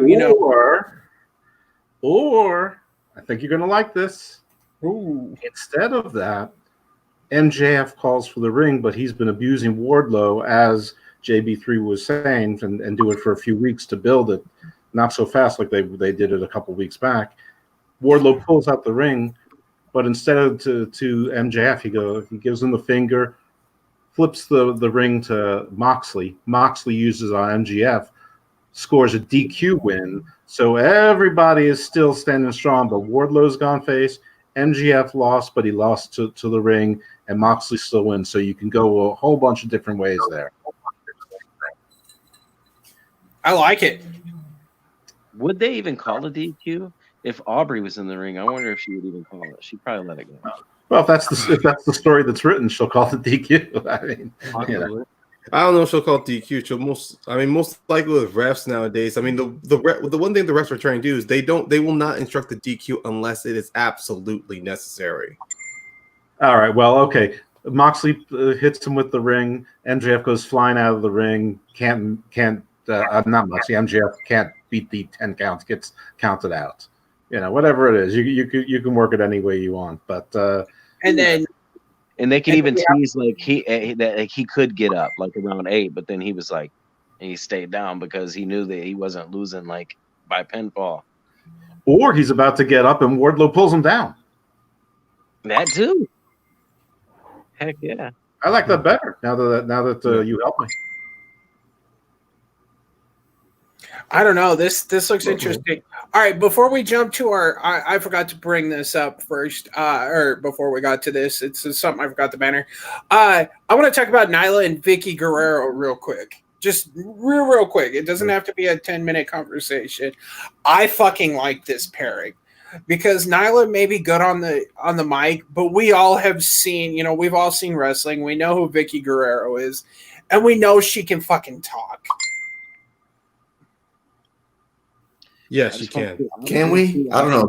This didn't work for me. Nyla talking about, oh, I'm not gonna say nothing. You don't deserve it, and then it's like, oh, well, yeah, she's coming out here to tell you. I was like, what the? And then Vicky was just, I don't know. It's surprising that even during this time, that Tony Khan is still paying new people to like come on and work and do stuff. I commend him for that. I thought it was gonna be, somebody different. You picked Vicky Guerrero.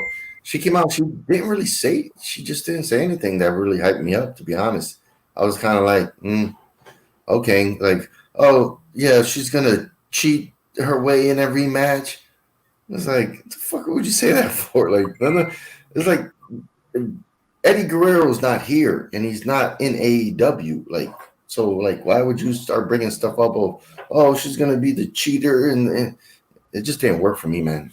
And Not she's at all. 250 pounds, and the other women are 100 to 125.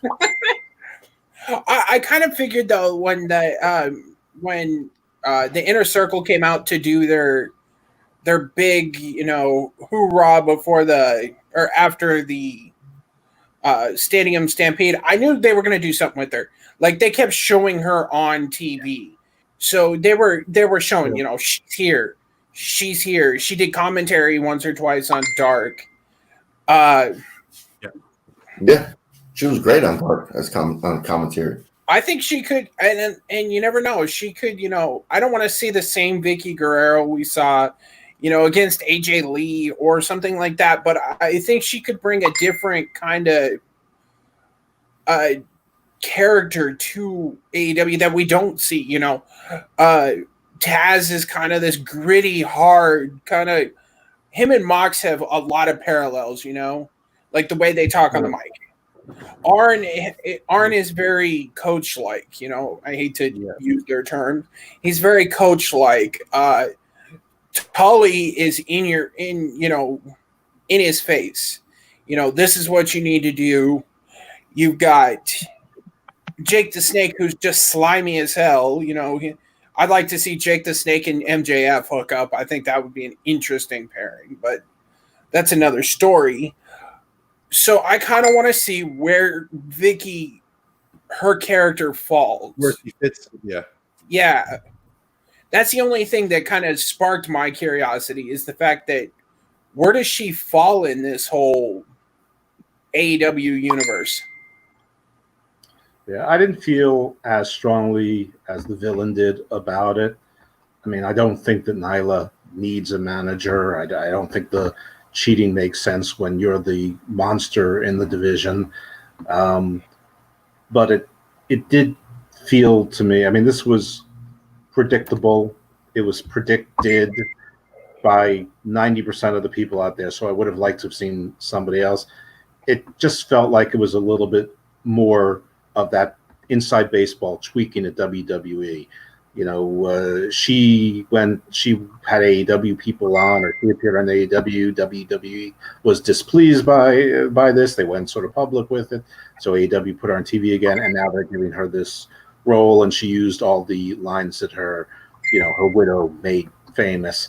I don't know where it goes. I mean, Nyla has a pretty cringy voice. We know why, and they paired her with the only person who has a cringier voice.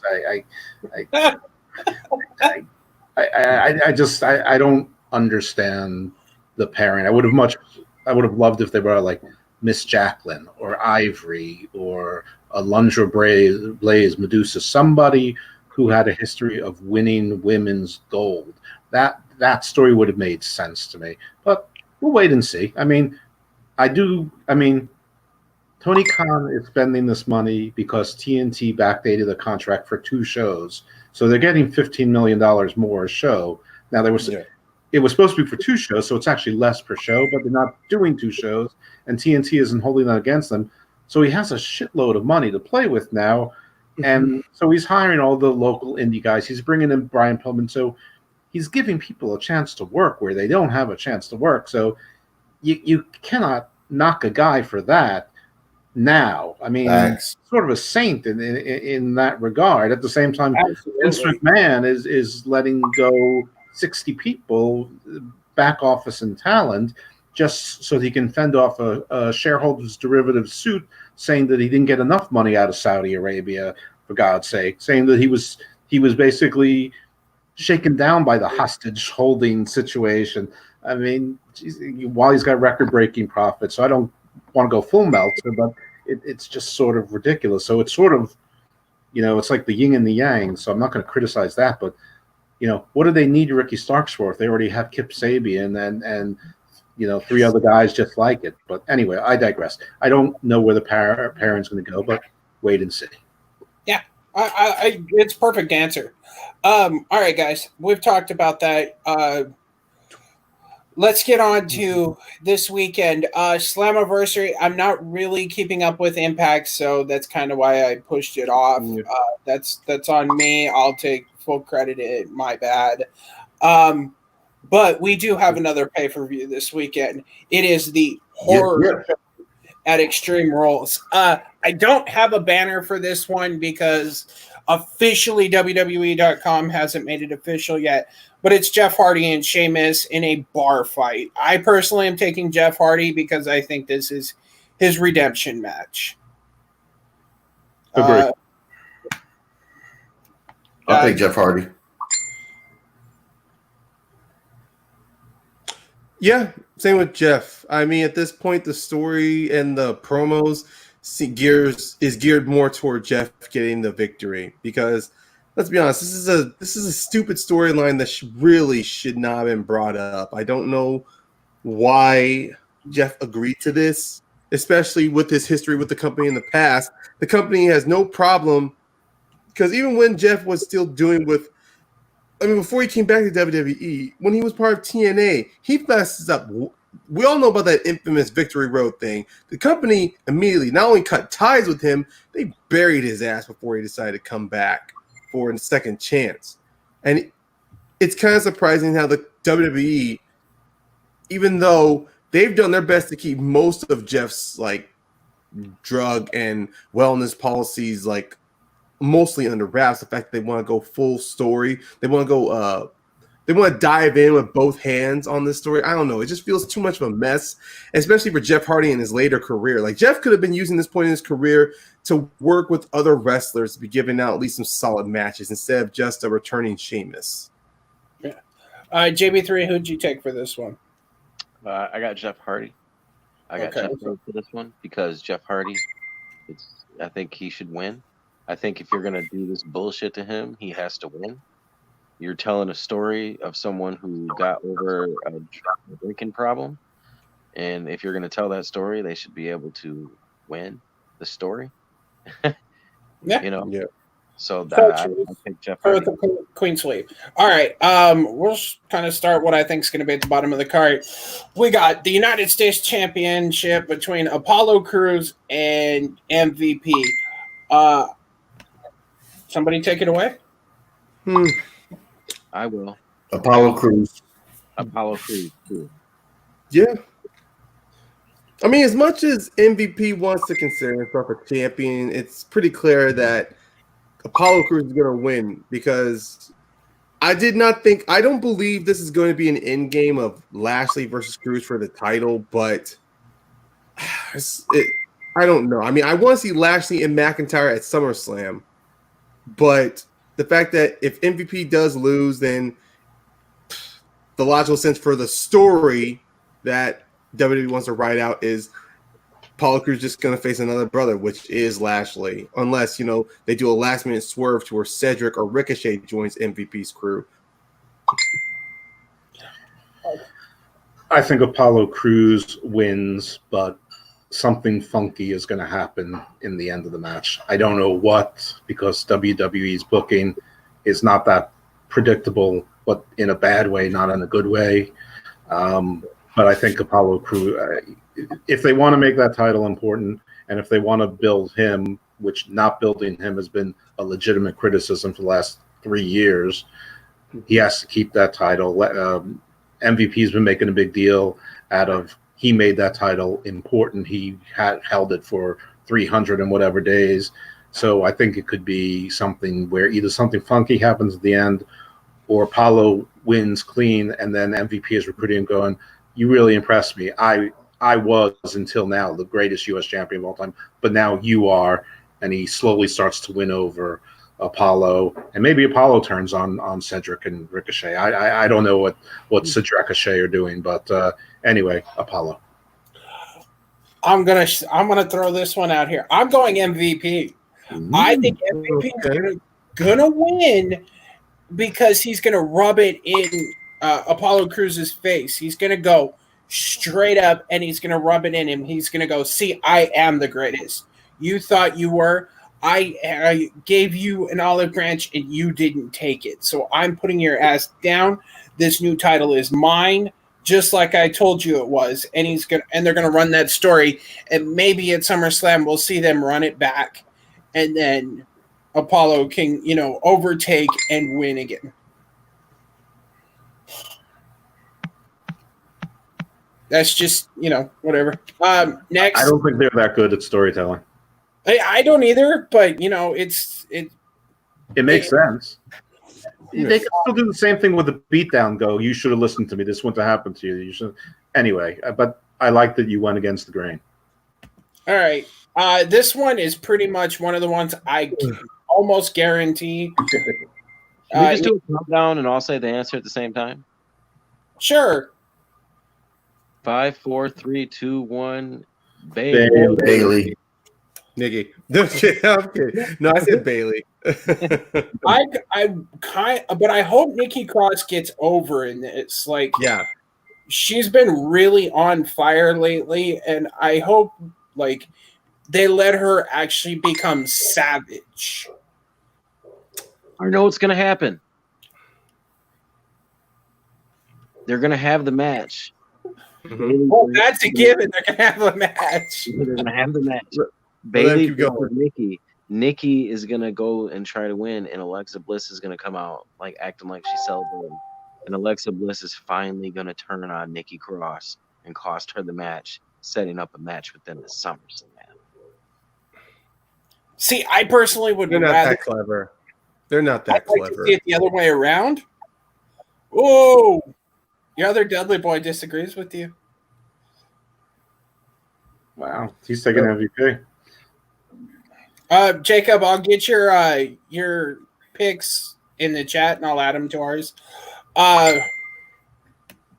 Yeah, hold on. Look, to be honest, if Nikki really, I would personally like to see Nikki maybe get a fast one and then put the belt on her. But to be honest, the main story has always been between Bailey and Sasha, where no matter who has been involved. And look, what would make this very interesting is if they did a bit of a switcheroo on us. Bailey loses the SmackDown title, but then Sasha wins the Raw title, and then maybe we set up something for them at SummerSlam. But I'm not saying realistically, but in the WWE Universe style of storytelling, it's clear that Bailey is going to win because so far she's held that title since Money in the Bank when she turned heel last year. Yeah, it was Money in the Bank. She took it at Money in the Bank.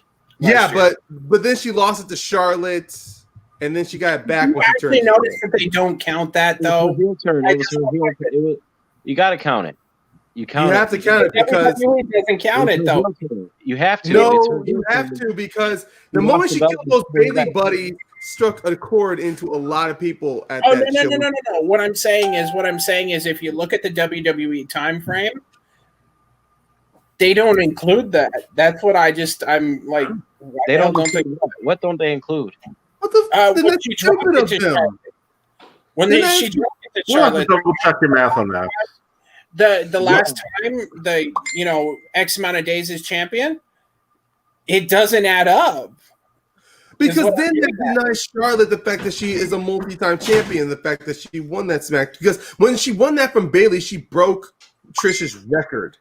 So if WWE doesn't count that, then that is completely stupid, and that drops the ball on their end.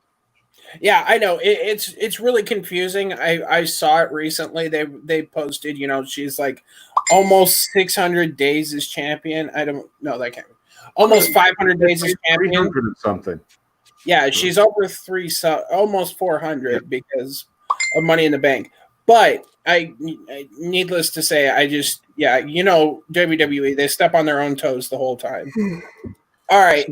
She's only been here for like a year. The eye for an eye match. Yeah, can we all just count down from 3 as well? Because it feels kind of obvious. I don't know about that. We can try. I mean, let's just make sure that both Seth Rollins and Rey Mysterio behind the scenes have legitimate reasons to take time off from the WWE. Whether it be leaving the WWE or obviously Seth Rollins having a baby and he might want to take some time off.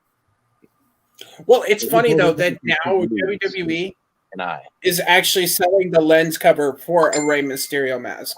Mm-hmm. Like they actually have to put it in. I just think that's kind of funny.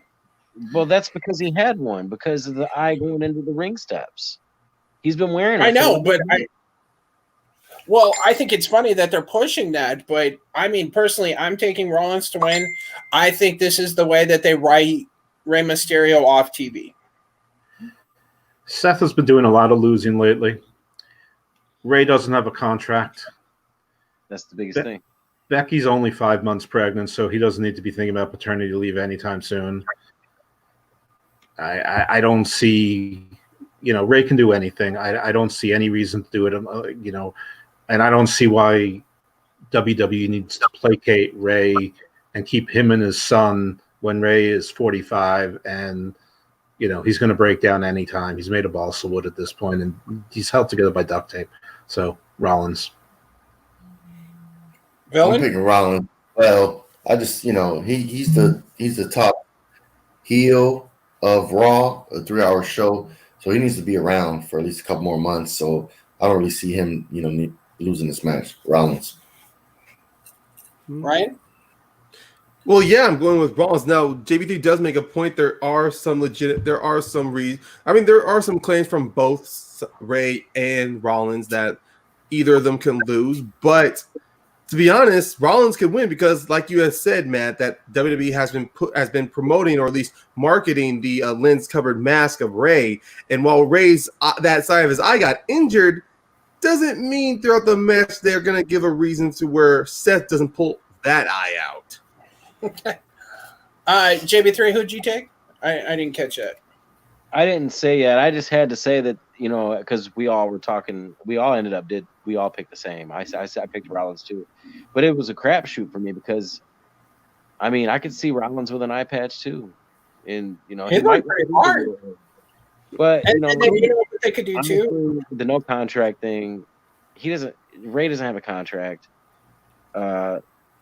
That's a way to write him off. Mm-hmm. I honestly think that he'll re-sign with the WWE, but I think he'll take some time off, or maybe even I think that they might do it. They might do the turn. It's possible. If they don't have a bunch of turns, they may do the turn. They may have a minute turn. But I would at least like to. I could see because they got the name. They trademarked the name Prince Mysterio or some crap like that.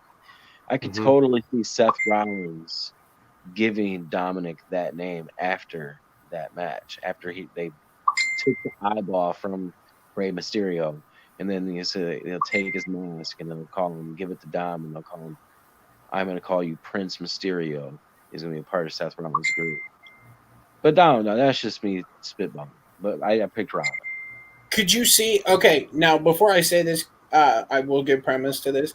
Do you think for just a single run we could see Rey Mysterio go to AEW? No. Well, because the reason I say that is because he officially did wrestle at the original, what was it, All In the main event with the Golden, oh God, what do they call him? The Golden Elite against I believe it was Ray Fiend. It was Rey Mysterio. What's that? El Bandito and Kid Laredo or something like that. Yeah, Kid Laredo and the Lucha Brothers, and it was El Bandito. I don't think it was a Lucha. No, it wasn't the Lucha Bros because at All Out, because at All In, we had Pentagon versus Kenny. There you go. It was Ray, El Bandito, and Rey Mysterio Jr. versus Kota Bushi, Golden Elite, Kota and the Bucks. and the Bucks. So I definitely. So I could see maybe him just making a small run there, but nevertheless, all right, guys. This one I think is pretty self-explanatory too. I mean, this could be where the turn for Sasha happens on Bayley. I think Bayley could run down. I hope they have a banger and just let it play out normally. And have, maybe Sasha look at Bayley down the road and said, you told me that this could be us double belted champion, but maybe she comes down and does some shenanigans to help Bayley win, and you turned your back on me, and that's where we see them, go for the SmackDown title at SummerSlam. Because Asuka is scheduled to wrestle Kairi Sane in her farewell match at SummerSlam for the title. Because if you watch Raw Talk, she looked at Asuka. Kairi Sane looked at Asuka and said, if you win this, I want to be your next opponent. And she went, okay. So, Asuka.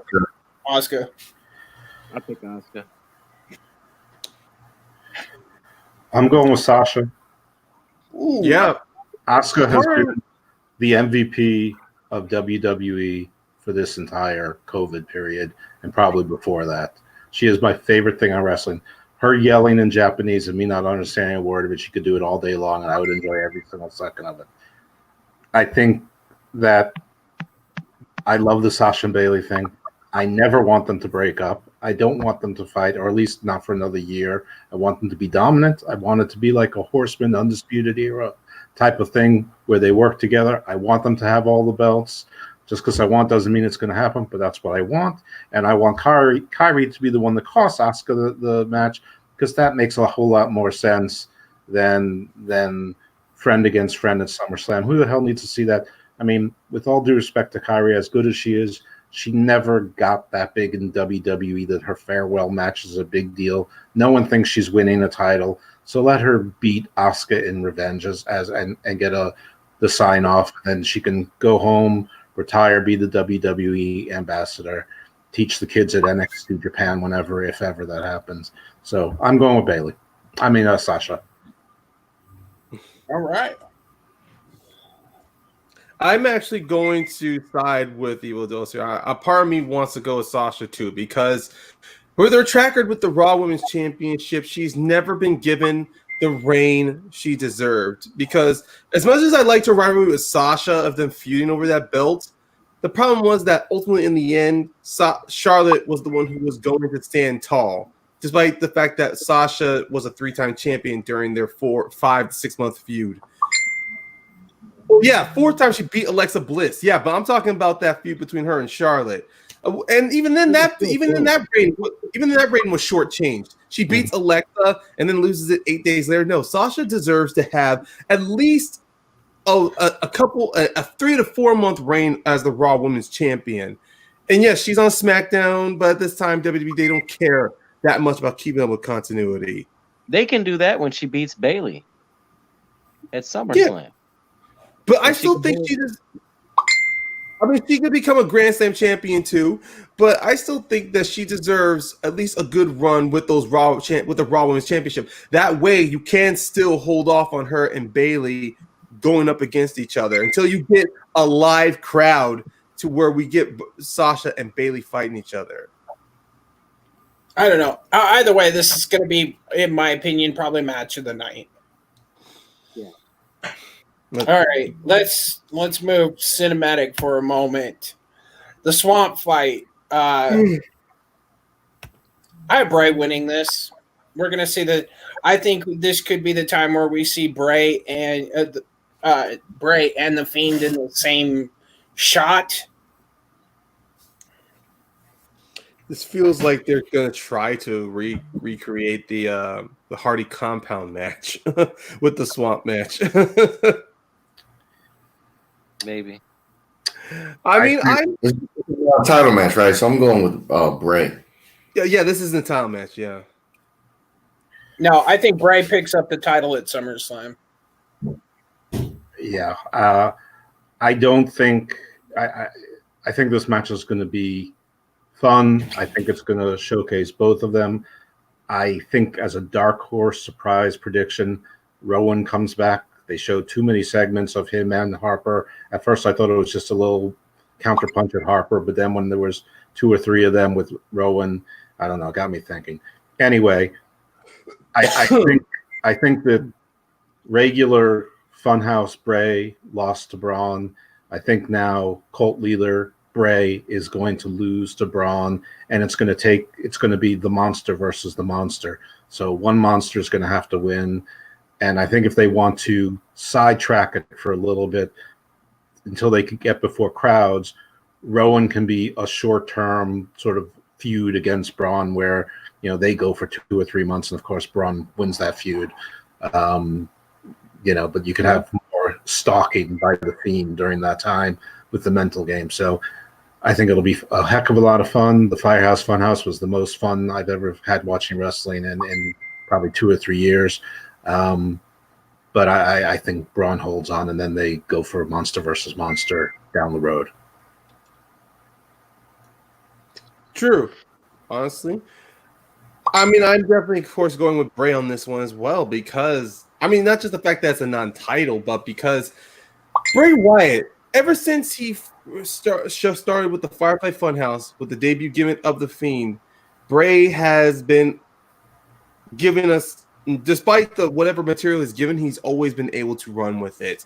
And to be honest, I think this is a good platform for him not only to come back even stronger with the Fiend character, but to maybe this time give Braun Strowman as the wrestler a proper challenge. Because let's be honest, after that match with Goldberg at WrestleMania, he's not had that many worthy opponents. I mean, sure, he did face Bray Wyatt. I mean, the Firefly Bray, but Braun has just never been given that one character or that one wrestler that's rattled him, except when we saw with Bray bringing back the old Swamp Leader. So something like this with Bray could be good. This could be more of a mental warfare kind of rivalry between the two of them, to where it could end at SummerSlam or at the next pay-per-view, to where the Fiend returns and walks away with the championship. And I hope the Fiend gets an actual damn good run with it. I don't want to see, or I would personally even rather the Fiend not get the title and just have him be that monster that comes out and just takes people out. But JB3, who do you have, brother? I gotta head out, brother. So I guess I'm not gonna win this. Homie, real quick, Drew or Ziggler? Drew. Okay. Real quick, where can people find you, homie? You can find me here every Thursday night, and then of course you can find me on Facebook at Jack of All Trivia and on YouTube at Jack of All Trivia. All right, homie. We will see you next week. All right. So I kind of want to. I don't know. Maybe I like the idea that Strowman can win, and I thought about that, and it takes that. It take the Fiend to do it. The Fiend does have a squash victory over Braun Strowman. That's something that exists in the WWE. So that means something, I think. But I picked Bray Wyatt, but I think Bray Wyatt is going to win. I think Bray Wyatt is going to turn into the Fiend. And I think the Fiend that's how Bray is going to beat Strowman in the Swamp match. And then basically the Fiend will be getting a shot at SummerSlam. Big, huge match. No idea who would win. I think it could go either way. But so I picked Wyatt, and I think that's pretty much it. all right. And then the last one, I couldn't find, because WWE spoiled it, the tables, ladders, and chairs match. It's already come out. WWE put it online and then pulled it. And I couldn't find the original clip art. I bet it won't be that kind of a match. I bet it's a troll. I bet that won't happen. I don't know, but I picked Drew either way. Drew, too. There's no way Ziggler's going to get the WWE Championship. That's just crazy. No, This was so. Really I don't know if it was possible to do it, but I would have loved that if they did the same thing with Slater, but instead of a match, when Slater slapped him, Drew, there was no match. Drew just smacked him around, and then Dolph Ziggler said, "My stipulation is that Heath Slater is the special guest referee," and I think that would have maybe believed that Ziggler could win. That maybe isn't possible because Slater maybe is going to be at Slammiversary. Maybe he's got something else going on, But yeah, I don't see any way that Dolph Ziggler is ever a heavyweight champion in this company again, nor should he be. Drew. All right. They're going to make a lot of noise with all those props because there's no crowd. Past that, Drew. Yeah. So I guess we've kind of hit the end of the road unless anybody else has something they want to bring up. Well, what about? I mean, I know we briefly touched on NXT though, but what was everyone's actual feelings regarding some of the matches? Because to be honest, the winner take all match between Lee and Dijakovic was a bit disappointing because after the matches those men have put on in the past, when there's no championships on the line, when it was just who's the better man, I think their earlier matchups were much better than this title match. This was just a lead up to Karrion Kross and that's even a bigger problem. I mean, the fact this was a winner take all, both belts were on the line, and the fact that both these men have been able to show they can go, we should have seen something to where these men would have nearly killed each other just so they can be double champs. And at the same time, that even would have built Karrion Kross even more because Karrion Kross would want to go up against the guy who's willing to throw everything on the line to win. It was just an ass whooping. They wanted to. It was an okay TV match. I mean, that's pretty much it. The women's matches were great. That's pretty much about it. I found the match to be underwhelming as well. Dijakovic does not look physically the same. He looks like he dropped 20 or 30 pounds. I mean, has always been a long, lanky guy, but something looked different. His head looked like it belonged to a 6'6" person. His body looked like a 6'1" person. I don't know. Something wasn't right there. He was bumping his ass off for Heath Lee. Yeah, he was definitely taking those bumps like a champ. Scarlett was the best part of the show, and not just because of the obvious reasons. I mean, she's dramatic. Yeah, I like the way she we talked about this before. The weird kind of I wasn't okay with her lip syncing and kind of slinking out to, but after kind of going back and rewatching them, it works. And I love the fact she just come out, open that broken arrow glass, which is a long-term storyline that he broke, and it just. But I don't like the fact that they were kind of like, oh my God, it's Scarlett. Well, who the fuck else is it gonna be? I mean, look, he's always gonna go over. He's gonna go overboard. I mean, it's Scarlett. Oh my God, no shit, it's Scarlett. At the next takeover, we know it's gonna be Kross and Keith Lee, which is gonna be a banger. Well, right now they're promoting that it's gonna be Dijakovic and Kross who's gonna fight each other. And then, of course, we're going to get Kross. Like, Kross is definitely the next person to step up to Lee, at the next takeover. But right now, the next opponent for Kross to fight, regular NXT fight will be Dijakovic. I don't know. NXT was okay to me. It wasn't great. It wasn't bad. It was just, it was a good 2 hours of wrestling, but nothing real memorable to me. I like Santos Escobar's thing. I'm not sure about the two guys that are with him, but I like his act.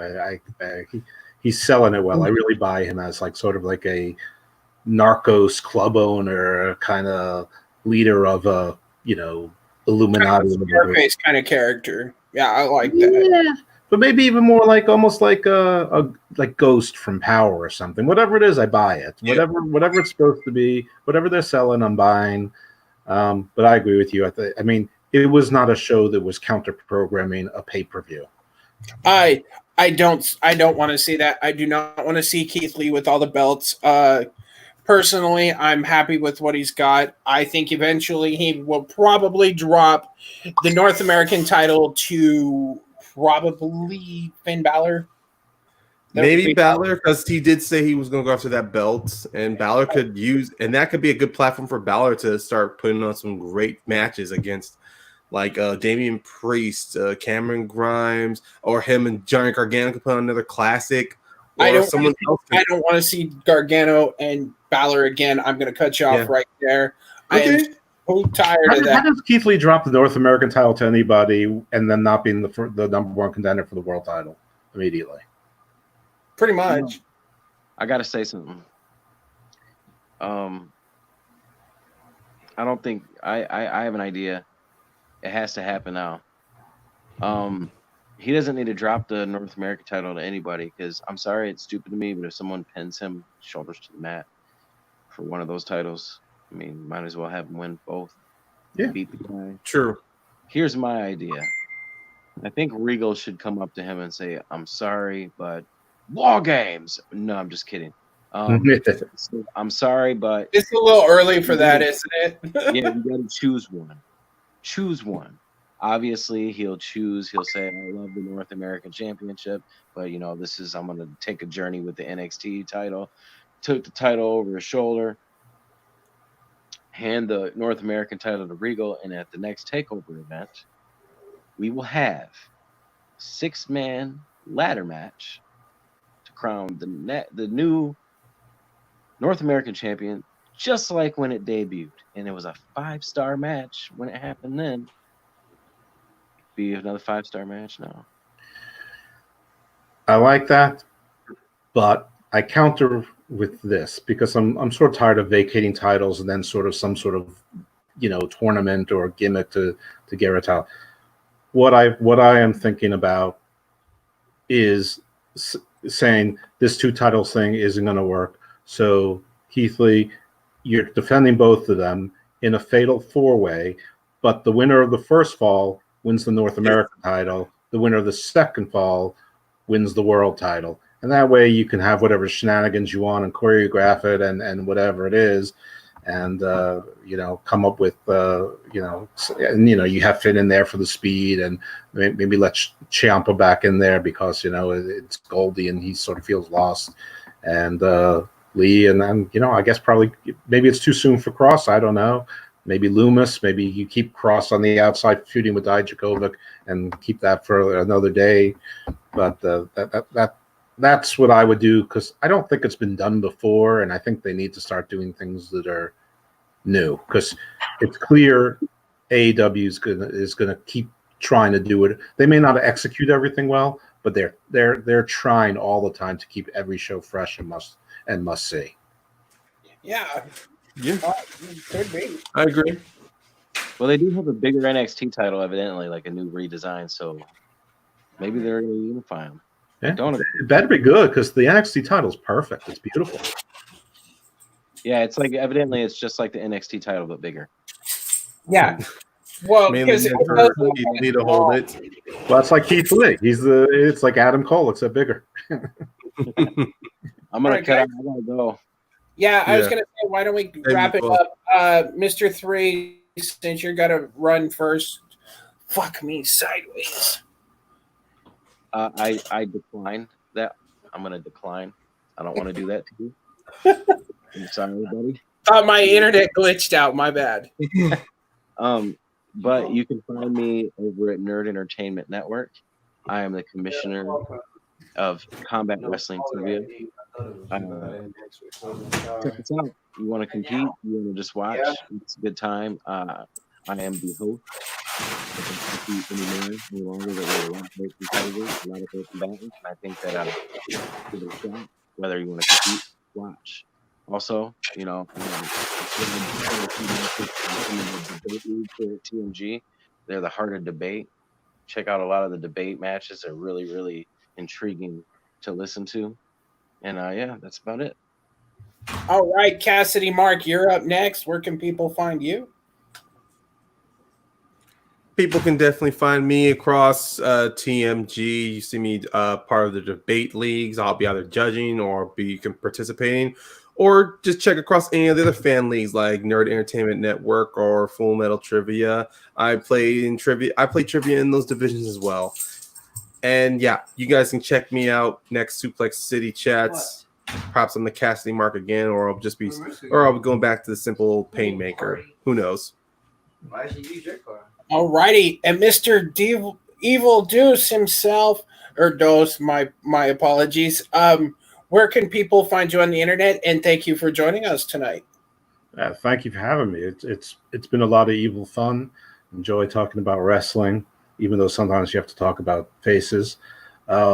You can find me, the Malachi, for Evil Dose, representing the Darker Order of Tatarus. You can find me on Twitter at Icarus Fell MD, as in Maryland, not as in doctor. And my real name will be revealed there, or at least as far as you know. I am also one of the moderators of a wrestling Facebook group called the Solomon Monster Sounds Off, which is Jason Solomon's wrestling podcast, which is excellent. Everybody should listen to it. It's a private group, but we have about 7,500 members. Jason approves all of the members, but if you're interested, join the group. We think we're pretty civil and pretty fun, and we fight and all, but it's as bad as wrestling Facebook groups are, we think we're at least in the conversation for the cream of the crop. So you can find me there, and you can hate me if I delete your stuff. Well, we always have to delete each other's stuff. And I was Matty-G. You can find me right here next Saturday. We're going to have Frankie Numbers coming over to discuss, his love of numbers, the rundown, and the, Shmo Madi. Yeah, I can't even talk tonight. And we'll be back next week for another Suplex City Chats. Thanks for watching. Take it easy.